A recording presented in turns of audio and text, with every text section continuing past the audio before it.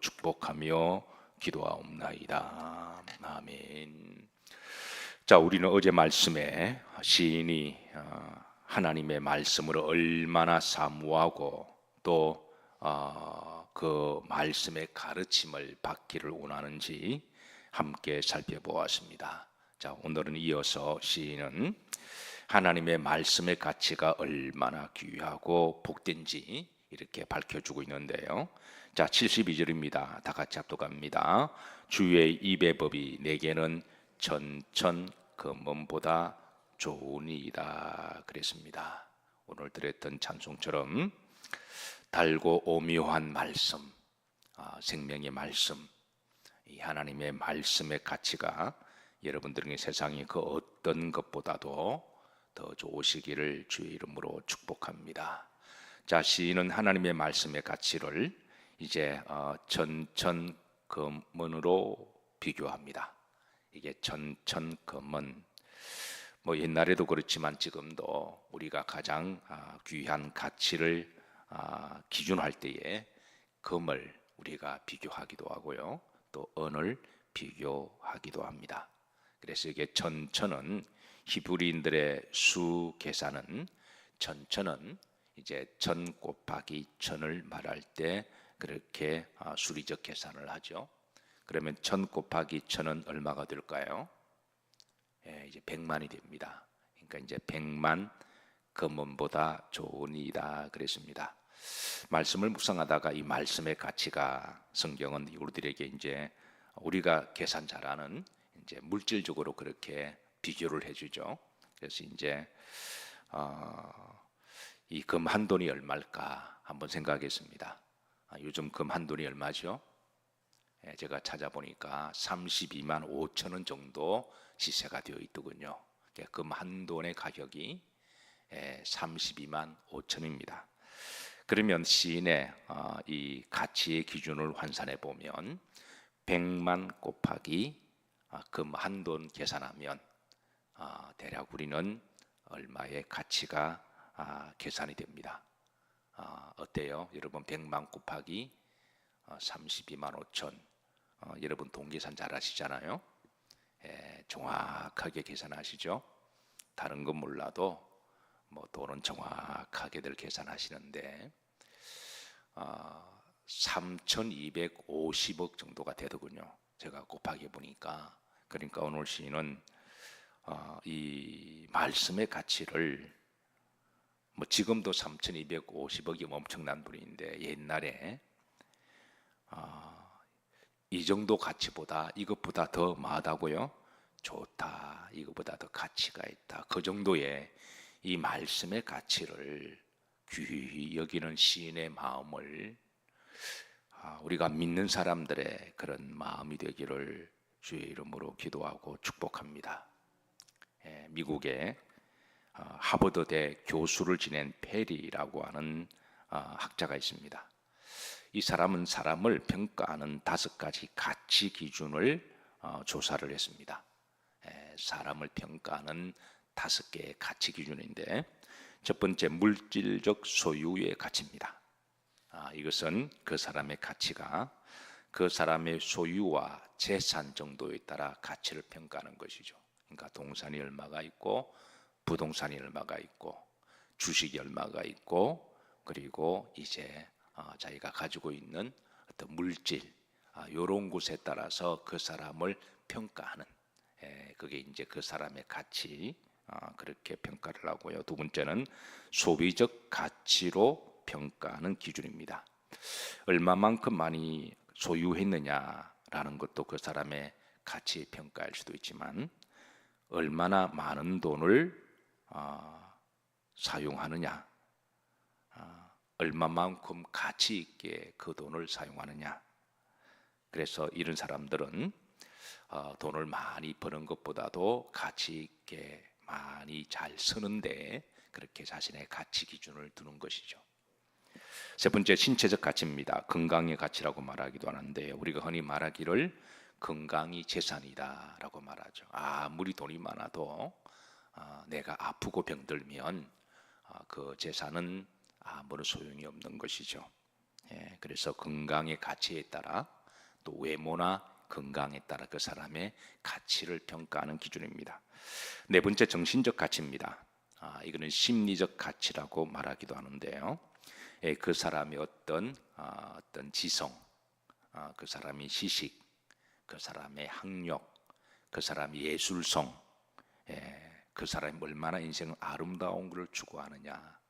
그래서 아무리 밥은 굶어도 이제 미술관에 가서 미술을 감상하는 것을 그거를 더 자부심 있게 여기는 사람도 있고, 또 음악에 가서 음악을 한 곡 듣는 것을 인생의 더 기쁨으로 여기고, 그리고 책 한 권을 읽는 것을 인생의 더 귀한 소중한 행복을 느끼는, 그렇게 살아가는 사람들을 정신적 가치가 높은 사람일수록 그렇게 그것을 추구하는 것으로 그렇게 합니다. 자, 다섯 번째 인격적 가치를 두고 있습니다. 이는 그 사람의 성품을 말하죠. 사람의 의미의 가치, 그래 그 사람의 인격, 그 사람의 이 품성, 그 사람 인간됨, 이런 걸로 말미암아 그 사람의 가치를 매기는, 그렇게 해서 이 하버드대 교수 페리는 이 사람의 가치를 요 다섯 가지로 그렇게 이제 구분을 하는데요. 흥미로운 것은 이 다섯 가지의 가치 기준을 사람마다 우선순위가 다르다는 데 있습니다. 이 다섯 가지 가치 기준이 다 우리에게는 필요한데, 자, 이거를 다 부인하는 것도 아니고 다 인정하는데, 이제 사람마다 우선순위가 다르다라는 거예요. 가령 예를 들어서 어떤 사람은 물질적 소유의 가치를 최고로 둡니다.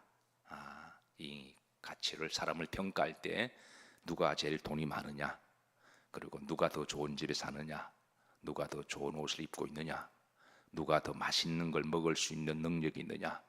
그러니까 세계를 평가할 때도 제일 잘 사는 나라, 제일 돈 많은 사람, 그게 빌 게이츠냐, 락펠러냐, 아니면 빈살만이냐, 이런 곳으로 이제 평가를 하는. 그러니까 이런 사람은 이제 물질적 소유의 가치가 최고로 두는 것이죠. 그렇게 인생을 살아가는 사람이 있다라는 것입니다. 자, 두 번째, 그런가 하면 어떤 사람은 물질적 소유의 가치보다도 소비적 가치에 그 사람의 가치를 더 두는 사람이 있습니다. 그래서 어떤 사람은 많이 법니다. 그런데 버는 만큼 다 기부를 해버려요. 실제로 그런 사람들이 주변에 있습니다. 그러니까 어떤 사람은 정말 개같이 벌지만, 좀 표현이 그렇습니다. 우리나라 말에 개같이 벌어서 먹같이 산다, 정성스럼 산다고 하는 것은, 이 사람은 물질의 소유의 가치보다도 그것을 잘 쓰는 것에 자기의 가치를 두기 때문에, 세상에 돈 하나 아까운 사람 어디 있나요? 다 피 같은 돈인데, 그런데도 그렇게 하는, 그게 그 사람의 가치를 여기기 때문에 소유의 가치보다도 소비의 가치, 그래서 꼭 필요한 곳에 그렇게 아무리 많이 가지고 있어도 쓰지 않으면 그건 뭐 아무런 의미가 없잖아요. 그러니까 이제 소비적 가치에, 그것도 가치가 있는 곳에 쓰는 것을 자신의 삶에 더 가치를 두는 그런 분들이 계십니다. 어떤 사람은 정신적 가치를 더 높이 두고 있습니다. 옛날에 선비나 양반들은요, 아무리 가난해도 그래도 이제 책 한 권을 읽고, 그래 책 읽는 것을 더 기뻐하고, 아무리 힘들어도 그래도 예술을 더 귀히 여기고, 인생은 가도 예술은 영원하다 그러면서 그런 데 가치를 두고 살아가는 사람들이 있습니다. 어떤 사람은 인격적 가치를 더 귀히 여깁니다. 우리는 가끔 영끌이라는 말을 씁니다. 충분히 이해가 됩니다. 그러나 그 영끌을 위해서 돈의 소유의 가치를 귀히 여기는 사람 영혼도 팝니다. 왜? 소유의 가치가 제일 중요한데요. 그러니까 영혼을 팔아서라도 이제 원하는 것을 취득하는 것이죠. 근데 인격적 가치에 두는 사람은 절대 그러지 않습니다. 소유의 가치보다도 자기의 인격을 더 귀히 여기기 때문에, 이런 사람들에게 아무리 물질로 유혹하고 물질로 뭐를 제시해도 이런 사람들은 절대 물질 때문에 자신의 인격을 팔지 않습니다. 목에 칼이 들어와도 자기의 인격을 지키는 거죠. 예를 들어서 조선시대에 그 정절을 지키고 늘 이렇게 이 엄비를 가지고 다녀서, 그래서 누가 자기를 범하면 이 은장도를 꺼내서 차라리 내 죽어버리겠다라고 하는, 그런 가치도 자신의 인격의 가치를 두기 때문에 그렇게 목숨까지 그렇게 대가를 지불하는 것이죠.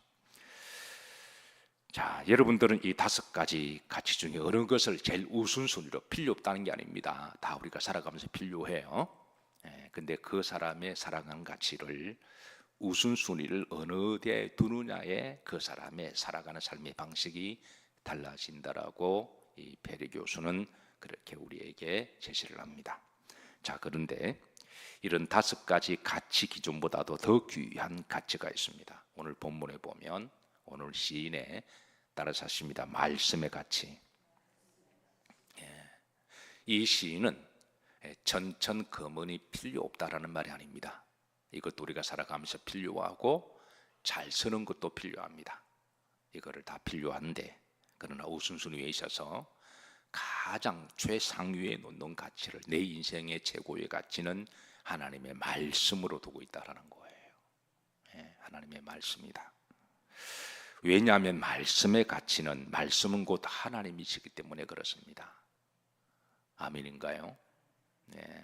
왜 시인은 이 말씀의 가치를 천천거문보다 더 높이 두고 왜 귀하게 여기냐면 그 이유가 있을 거 아니겠어요?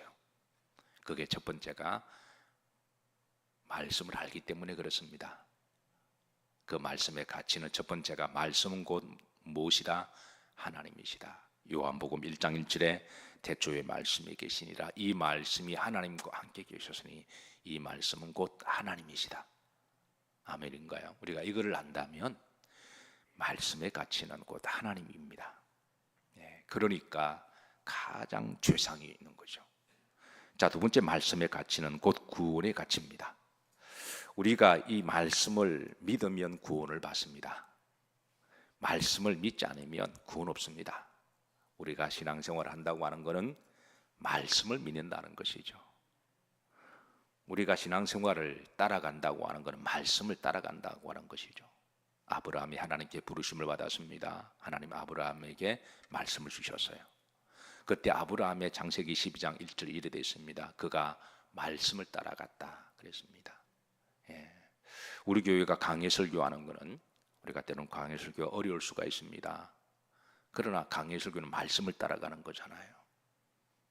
어떤 경우는 주제 설교를 합니다. 주제 설교도 필요한데, 주제 설교는 마치 사람이 어떤 주제를 정하고 그렇게 하지만, 강의는 말씀이 우리를 정하거든요.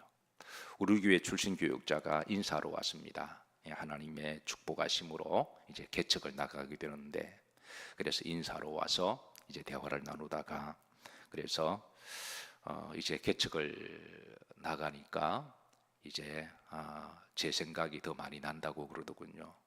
왜냐하면 목회를 하다 보면 일주일에 한 10번 정도는 설교를 해야 되는데, 자기는 일주일에 한 번 설교를 준비해도 이렇게 힘들고 어려운데, 어떻게 목사님은 그렇게 이제 말씀을 많이 준비하면서도 그렇게 하시느냐. 곰곰이 기도하고 몇 년 동안 밑에 있다가 자기가 배운 거는 바로 강의 설교를 배운 것이 가장 큰 축복이었음을 고백합니다. 그래서 자기도 이제 목회를 나가면 이제 강의 설교를 전하려고 그러는데, 이제 제가 가끔 강조하지만 강의 설교는 내가 말씀을 선택하는 게 아니라 말씀이 나를 선택하는 거죠. 목사가 하고 싶은 말을 하는 게 아니라 말씀이 목사에게 하라고 저를 말씀으로 인도합니다. 왜? 말씀은 곧 하나님의 마음이니까. 근데 강의 설교의 단점은 좀 어려울 수가 있습니다. 그리고 진도가 좀 늦게 나갈 수가 있습니다. 그런데 진도 빨리 나가서 뭐 할까요? 그렇잖아요. 우리가 하나님 말씀을 제대로 아는 게 중요한 거지. 진도 빨리 나가서 그러면 어디 가서 뭐 자랑하려고 그런 거 아니잖아요. 말씀을 제대로 알고 그렇게 사는 게 중요한 게 아닐까요? 그래서 어쨌든 이 말씀의 가치는 이제 구원의 가치입니다. 이 말씀을 믿으면 구원이 있고, 믿지 못하면 그거 믿음 생활 하는 거 아니죠. 그냥 종교 생활 하는 거예요. 그냥 그런 사람들은 절에 가도 열심히 합니다. 그런 사람은 이슬람 가도 열심히 해요. 종교성이 좋은 것하고 우리가 신앙과 영성이 좋은 것하고는 구분해야 됩니다. 그래서 우리가 신앙생활은 곧 말씀을 따라가는 삶이다. 세 번째, 이 말씀의 가치는 곧 천국의 가치입니다. 우리가 말씀을 믿고 천국 가느냐, 천국 못 가느냐. 또 이 말씀 안에 위로가 있고 소망이 있습니다. 우리에게 비전을 주고 우리를 깨닫게 하는 말씀, 길에 발에 등불이 되기도 하고. 그래서 이 말씀의 가치는 무궁무진합니다. 천지는 없어지려니와 이 말씀은 영원하리라. 풀은 마르고 꽃은 시들지만 하나님의 말씀은 영원하리라. 그래서 사도 베드로가 이렇게 고백합니다. 영생의 말씀이 주께 있으니 우리가 어디로 가오리까? 그래서 우리가 이 말씀의 가치를 안다면, 모르면 여러분 이 말씀은 사탕 하나와 바꿔버립니다. 모르면 1년 내내 집에 모셔두고 한 번도 읽지 않습니다. 잠잘 때 베개로만 사용하기도 하고요. 잠잘 때 딱 좋습니다. 이게 베개로 목에 딱 받쳐져요. 모르면 이거 전혀 귀히 여기지 않습니다. 근데 알면 가슴에 꼭 품고 다닙니다. 알면 이 말씀이 내 속에 그대로 다 복사되기를 원하는 거죠. 내 속에, 왜 우리는 이 말씀 가지고 천국 가니까. 그래서 세상에 귀한 것이 가장 말씀인데, 그래서 이 말씀의 가치를 알기 때문에 시인은 인생의 가치 중에 전천금원보다 더 귀하고 즐겁다, 그렇게 이제 정리를 합니다. 예수님을 믿는 사람들은 신앙이 깊어지고 영성이 깊어짐에 따라 인생의 가치를 좀 정리를 해야 됩니다. 인생의 가치를 각자가 정리해야 돼요. 여러분들에게 있어서 하버드 대학 교수가 말했던 5가지 가치, 이런 저는 좋은 평가라고 생각해요. 실제로 주변을 가만히 보면 이 5가지 가치에 따라 이제 우선순위를 두고 살아가요. 한번 주변을 한번 가만히 보세요. 어떤 사람은 물질 소유를 많이 한 거를 막 자랑하고 어디 가면 지갑부터 꺼내고 막 그래요. 그건 그 사람은 가치입니다. 그런가 하면 또 어떤 사람은 어떻게 잘 쓰느냐에 따라서, 또 어떤 사람은 또 이렇게 신체적 가치, 어떤 사람은 정신적인 수양의 가치, 어떤 사람은 인격의 성품의 가치. 그러나 우리 그리스도인들은 여러분 가장 말씀의 가치를 최상에 두시기를 주의 이름으로 축복합니다. 이 세상의 사람들은 대부분 세속화될수록 물질의 소유의 가치에 가장 높이 둬요. 그만큼 세속화될수록 그런 현상이 나타납니다. 세속화될수록 소유한 것을 가장 최고다. 뭐니 해도 뭐가 최고다? 머니다. 이것도 세속화된 방정이죠. 성경에 보면 누가복음에는 한 사람을 소개합니다. 흥미로운 것은 이 사람에 대해서 호칭이 3가지를 이야기합니다. 그러니까 동일한 사람의 호칭을 성경은 3가지로 그렇게 이렇게 붙이는데요. 누가복음 12장 16절에 보시면, 이 한 사람의 호칭 첫 번째가, 또 비유로 그들에게 말하 이르기를 누가 한 부자가, 그랬습니다. 한 부자가 나옵니다. 이 사람의 이제 가장 인생을 살아가면서 이 사람이 가장 귀하게 여기는 가치는 물질이었습니다. 그래서 성경은 이 사람은 한 부자라고 그렇게 호칭합니다. 자, 우리가 세상을 살아가면서 부자로 살아가는 것 자체는 좋은 일입니다. 그 자체가 나쁜 것은 아닙니다. 물질이 많은 거 좋은 거죠. 성경은 이 사람이 어떤 삶을 살았는지 좀 더 상세하게 알려줍니다. 17절부터 19절까지 그랬습니다. 내가 곡식을 쌓아둘 곳이 없으니, 그러니까 얼마나 돈이 많이 들어오는지, 그냥 돈이 마구마구 들어와요. 미국에서 목회할 때 성도님들 중에 이제 미국 초창기 때는 미국 정부에서 흑인들에게 그냥 복지적으로 돈을 그냥 막 줬던 적이 있습니다. 아이 한 명당 나오면 500불을, 그 당시에 80년도 500불이면 엄청 많은 돈이죠. 그래서 어떤 흑인은 아이를 10명을 낳아서 매달 5,000불을 받고, 그리고 이제 벤츠를 타고 다니는, 국가에서 매달 5,000불이 쫙쫙 나오니까 그리고 그 돈 가지고 이제 술 먹고 그리고 뭐 이렇게 각종 쓰는 거죠. 흑인 다운타운에 주로 생업하는 우리 한인들이 많아서 그때는 제게 그럽니다. 제가 94년도 제가 유학 갔으니까 그때 교인 중에 많은 분들이 목사님 80년도에 이민 온 사람들은 그냥 돈을 쓸어 담았대요. 글자 그대로 돈을 쓸어 담아요. 가게에서 돈 셀 시간이 없어가지고요. 주로 어떤 게 돈부냐면 그로소리라 그래서 주로 술 파는 가게들입니다. 그러니까 한인들이 이민 가서 별로 할 게 없으니까 뭐 이민 가서 누가 서울대 고대 연대 알아주나요? 영어도 제대로 못 하는데요. 예. 그러니까 아무리 서울 연대 이대 나와도 먹고 살아야 되잖아요. 그러니까 돈을 가장 잘 버는 곳이 이제 흑인들이 있는 곳에 가게 가서 흑인들이 술 좋아하니까 그러니까 술을 파는 거예요. 예. 그런데 우리로 말하면 큰 쓰레기 이렇게 비닐 봉지가 그 트래시백이라 그러잖아요. 20갤론짜리 큰 것짜리 그 큰 검은 봉투를 밑에 놔두고 돈 들어오면 무조건 밑에 던진대. 돈이 얼마나 들어오는지 셀 시간도 없다는 거예요. 그렇게 저녁에 그 검은 봉투 산타크로스처럼 딱 어깨 메고 집에 들어가서 밤새도록 돈을 세는 재미가 그렇게 좋았다 그러더군요. 예, 그런 시절이 있었다라고 그렇게 이제 무용담을 이야기해 주시는데 어쨌든 오늘 부자가 그렇습니다. 돈이 쌓아둘 곳이 없도록 그냥 막 돈 들어올 때는 들어오는 거예요. 야, 우리가 인생을 살아가다 보면 그럴 때가 있습니다. 날마다 그런 거 어느 한 시점에 하나님이 물질의 복을 주실 때가 있어요. 그런데 또 어느 한 시점에 또 거둬가십니다. 이 이상에 그냥 다 거둬가 버리세요. 이게 날마다 가난하게 사는 사람도 없고 죽을 때까지 늘 3대가 부자도 없는 거죠. 그러니까 하나님이 주실 때는 주시고 거둬갈 때 거둬가는데 자, 이 부자가 그렇습니다. 그래서 18절입니다. 내가 곡간을 헐고 더 크게 지으리라. 물류 창고를 짓고 거기에 또 이제 돈을 가득가득 쌓아두는 거죠.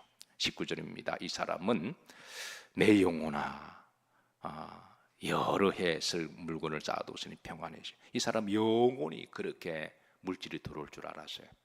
자, 이제 이 사람이란 또 다른 호칭이 나옵니다. 20절입니다. 하나님이 이르시되 어떤 자요? 너는 어리석은 자다. 한 부자 호칭과 어리석은 사람입니다. 왜냐하면 이 사람은 자 20절입니다.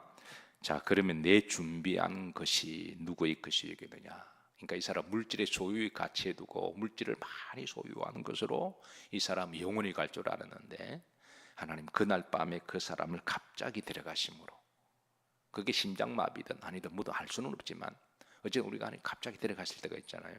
그러면 그것이 누구시 되겠느냐라고 하면서 물질을 모으는 것 자체를 정죄하는 게 아니라 소유적 가치만 가지고 살아간 사람 그리고 인생을 죽음을 준비하지 않고 살아간 사람 이런 사람을 너는 참 어리석다라고 그렇게 호칭을 불러주세요. 자 그리고 나서 세 번째 호칭입니다. 21절입니다. 21절에 자기를 위하여 재물을 쌓아두고 하나님께 대하여 부유하지 못한 자 그랬습니다. 그러니까 누구에게 부유하지 못한 자? 하나님께. 이 땅에서는 이 사람은 부유한 자입니다. 땅에서는. 그런데 누구에게? 하늘나라에. 하나님께 너는 가난한 자다. 이 땅에서는 너는 부유한 자지만 하늘나라에서는 너는 가난한 자다. 이렇게 해서 주님은 이 사람에 대해서 한 사람을 세 가지 호칭으로 그렇게 부릅니다. 흥미롭죠. 부유한 자, 근데 어리석은 자, 그런데 하늘나라에서는 가난한 자 이렇게 이 사람을 불러주십니다. 아마 이 사람은 이 땅에서 많은 물질을 모았지만 하나님 앞에 감사나 11조를 하지 않았던 것 같아요. 주의 이름으로 하지 않고 물론 자기 이름으로는 했겠죠. 근데 자기 이름으로 하는 건 자기 영광을 받는 거니까 그럼 하나님이 계산한 건 아무것도 없습니다. 그래서 하늘나라에서는 오직 하나님으로 한 것만 하나님이 계산해 주시는 것이죠. 그래서 너는 하나님께 대하여 부유하지 못하고 너는 이제 하늘나라에서 가난한 자다 그렇게 불러주시는데 아마 이 부자 어리석은 부자는 이 세상의 가치를 소유의 가치에만 두고 살았던 대표적인 사람을 성경은 소개합니다. 그런가 하면 성경은 또 이 땅에서 육적인 거부와 영적 거부의 사람도 소개하는데 대표적으로 그런 사람이 바로 아브라함이죠. 육적인 거부기도 하고 영적인 거부기도 한 사람. 하나님이 찾으시는 사람은 바로 이제 아브라함과 같은 그런 사람입니다. 말씀을 정리합니다. 오늘 시인은 인생의 가치에 대해서 정립을 합니다. 인생의 가장 귀하고 영원한 가치, 복된 가치, 천천금원보다 비교할 수 없는 더 좋은 가치는 곧 하나님의 말씀의 가치다.